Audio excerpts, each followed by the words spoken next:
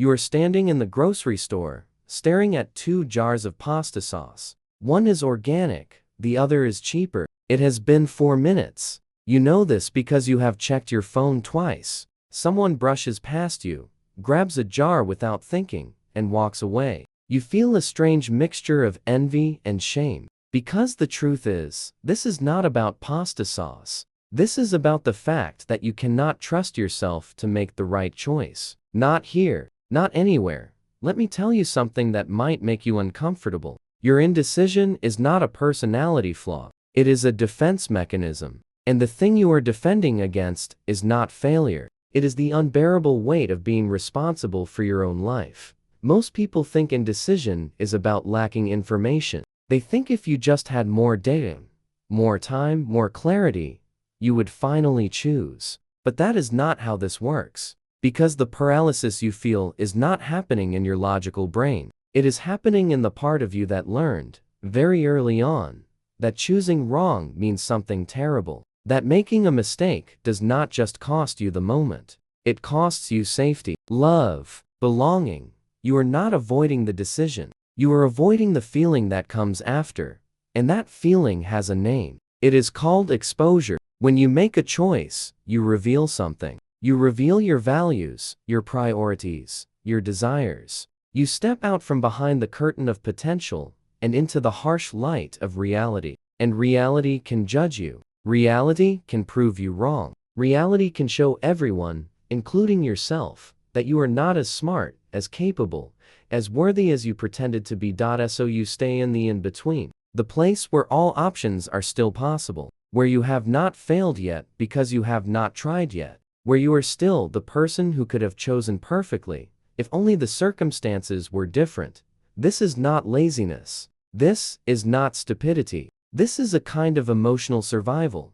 Let me take you back. Childhood. You are 6, maybe 7. You are standing in front of 2 doors. One leads to approval. The other leads to disappointment. But here is the problem. You do not know which is which. The rules keep changing. Yesterday, being quiet was good. Today, being quiet means you are sulking. Yesterday, asking for help was brave. Today, asking for help means you are needy.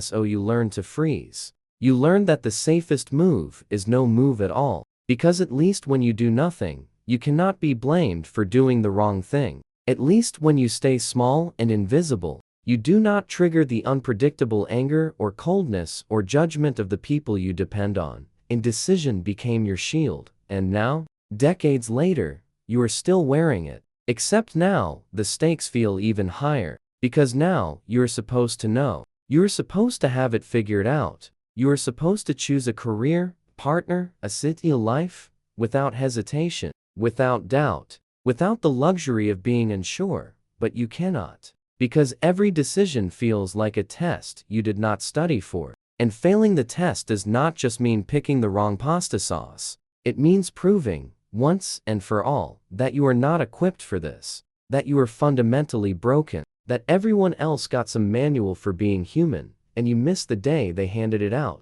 Here is what is actually happening inside your brain when you freeze. Your prefrontal cortex, the part responsible for decision-making, is trying to run a cost-benefit analysis. But it cannot. Because your amygdala, the fear center, keeps flooding your system with alarm signals. Danger, risk, exposure. And when your nervous system is in fight or flight mode, your ability to think clearly shuts down. You are not being rational. You are being protective. This is why you can make decisions easily when the stakes are low. You can choose a movie for someone else. You can pick a restaurant when no one cares. But the moment the choice reflects on you, the moment it says something about who you are or what you want, you collapse inward.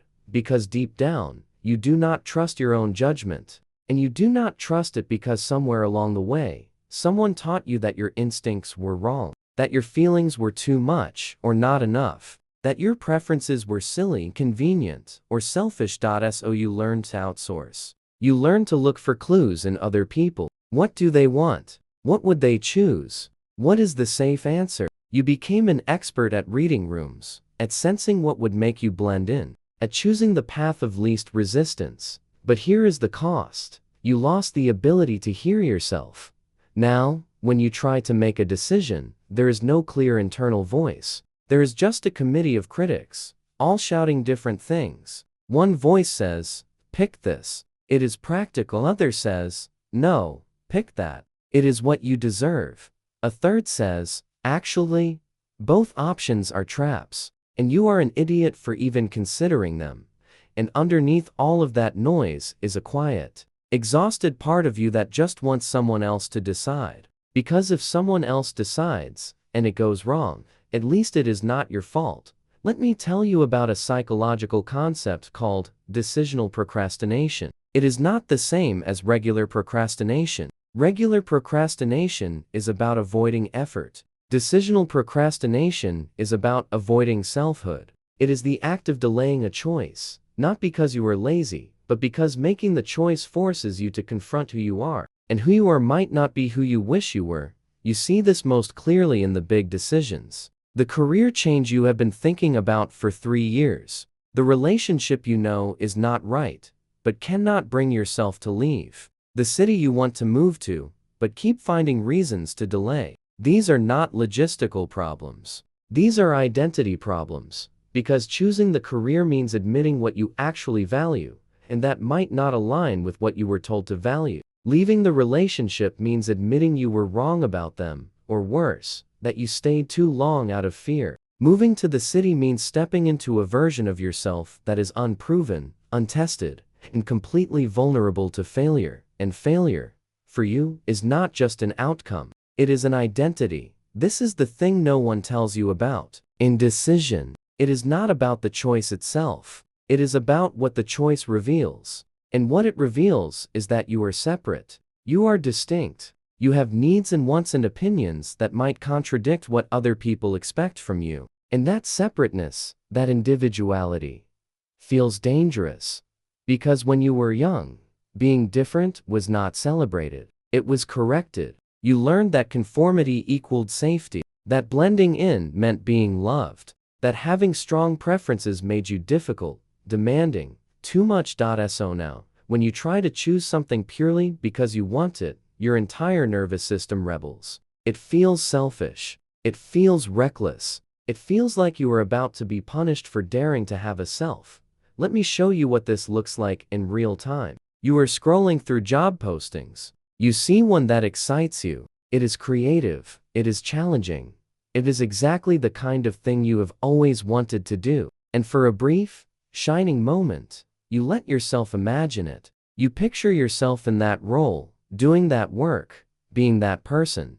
And then the voices start. You are not qualified. You would just embarrass yourself. What if you get it, and you are terrible at it? What if people find out you are a fraud? And the excitement drains away, replaced by a familiar, heavy fog. So you close the tab. You tell yourself you will come back to it later, but you know you will not. This is not self-sabotage. This is self-protection. Your brain is trying to keep you safe. And the way it keeps you safe is by keeping you small, by keeping you in the realm of potential rather than actuality. Because potential cannot be judged. Potential cannot fail. Potential is infinite and untouchable and perfect.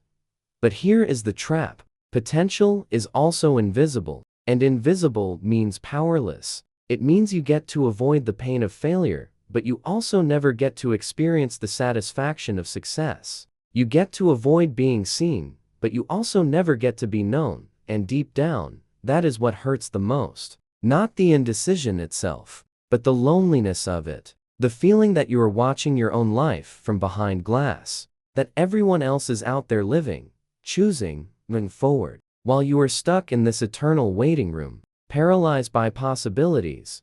There is a philosopher named Søren Kierkegaard who wrote about something he called anxiety of freedom. He said that the more choices we have, the more anxious we become, not because we fear making the wrong choice, but because we fear the responsibility that comes with having chosen it all. Because once you choose, you can no longer blame circumstances. You can no longer say, I had no choice. You become the author of your life. And that is terrifying, because authorship means accountability. It means that if your life is not what you want it to be, you have to look inward. You have to face the possibility that you are the one holding yourself back. And that is a truth most people would rather avoid.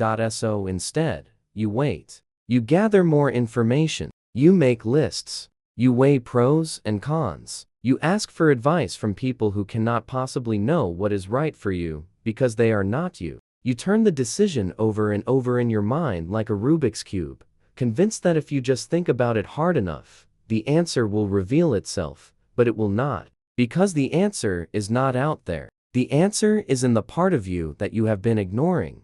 Let me explain. When you make a decision purely from your head, purely from logic, you are trying to outsmart risk. You are trying to calculate your way to certainty. But life does not work that way. Life is uncertainty. And the only way to navigate uncertainty is not with more data. It is with trust. Trust in yourself. Trust in your ability to handle whatever comes next. And that is the real problem. You do not trust yourself. Not because you were untrustworthy, but because you were taught not to trust yourself. You were taught to defer, to second guess, to seek validation before moving.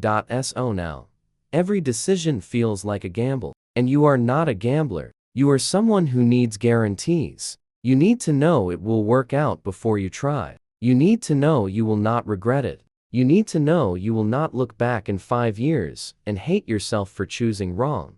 But that guarantee does not exist. And waiting for it is how you lose years. Here is what happens when you finally make a decision. Let us say you choose. You pick the job, the city, the relationship, the jar of pasta sauce. And in that moment, something shifts. The paralysis lifts. The fog clears. Not because you made the right choice, but because you made a choice. Because choosing, in itself, is an act of self-trust. It is you saying, I am allowed to want this. I am allowed to try. I am allowed to be wrong. And here is the secret no one tells you. Most decisions are reversible. The job can be quit. The city can be left. The relationship can be ended. The pasta sauce can be returned. Very few choices are permanent. But the feeling of being trapped in indecision, that can last a lifetime, because every day you do not choose is a day you reinforce the belief that you cannot trust yourself.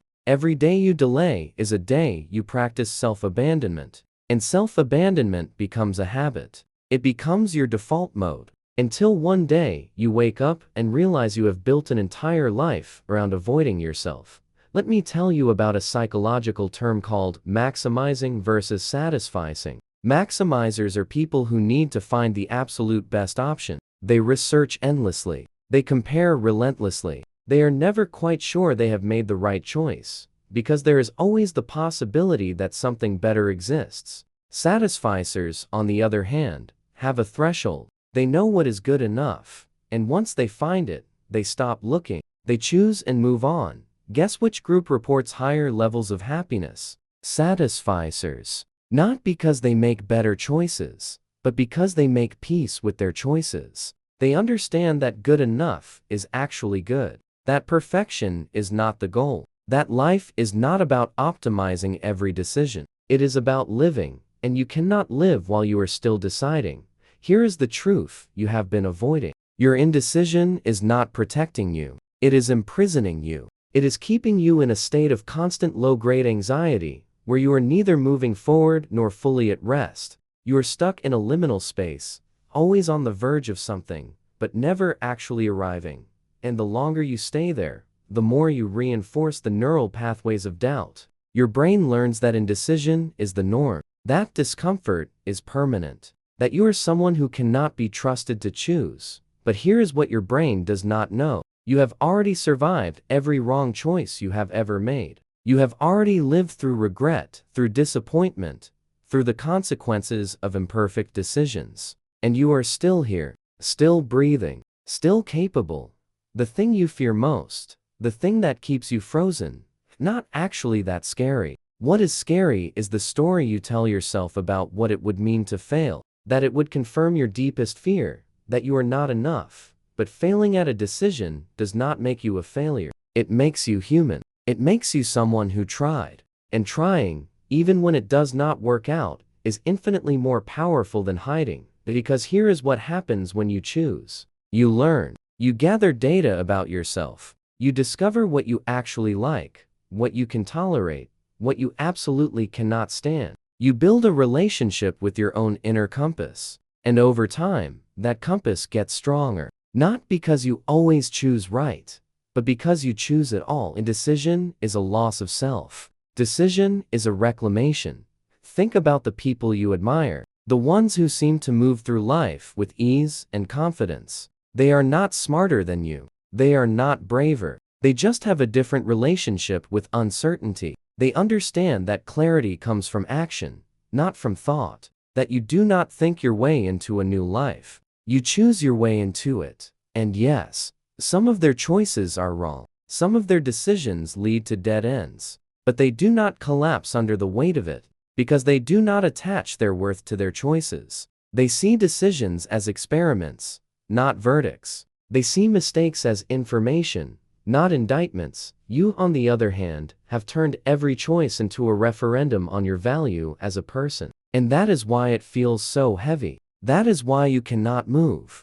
Because you are not just choosing a job, or a partner, or a city. You are choosing whether or not you deserve to take up space in the world. And the answer, always, is yes. You do. You deserve to want things. You deserve to try things. You deserve to make mistakes and learn from them, and try again. You deserve to be imperfect, and still worthy of love. But you have to choose that. No one can choose it for you.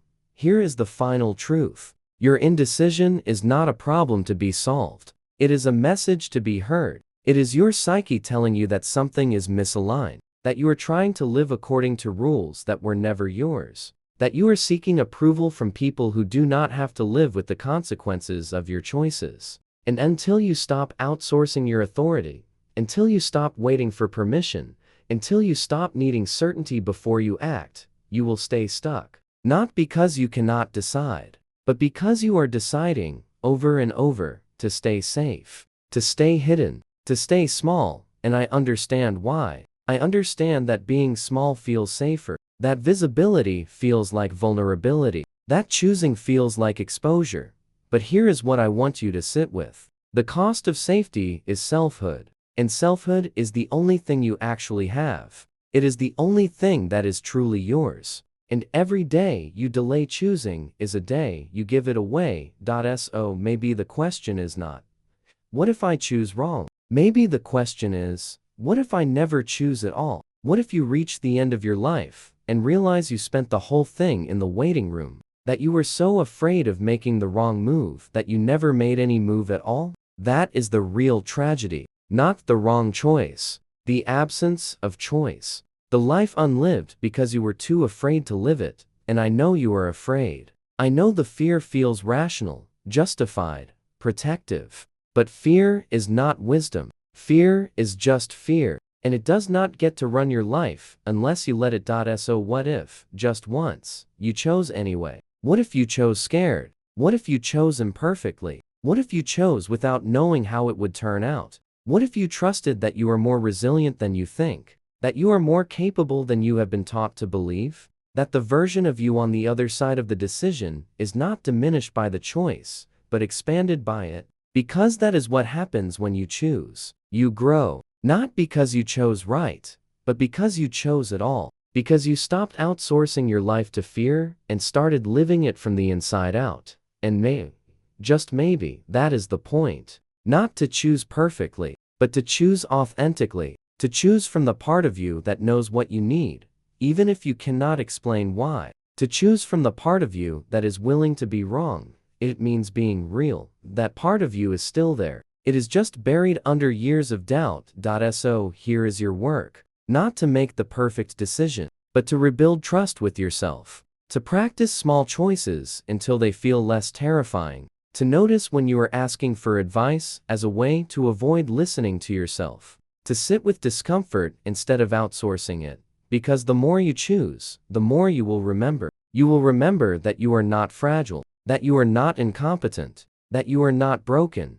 You are just someone who learned to protect yourself by disappearing. And now, you get to learn something new. You get to learn that being seen is not dangerous. That being wrong is not fatal. That choosing is not the end of potential. It is the beginning of living, and that might be the hardest truth of all, that you have been waiting for permission to exist, and no one is going to give it to you. You have to give it to yourself. So which truth hit the hardest? The one about your indecision being a shield? Or the one about selfhood being the only thing you actually own? Sit with that, because the answer will tell you everything you need to know about what comes next.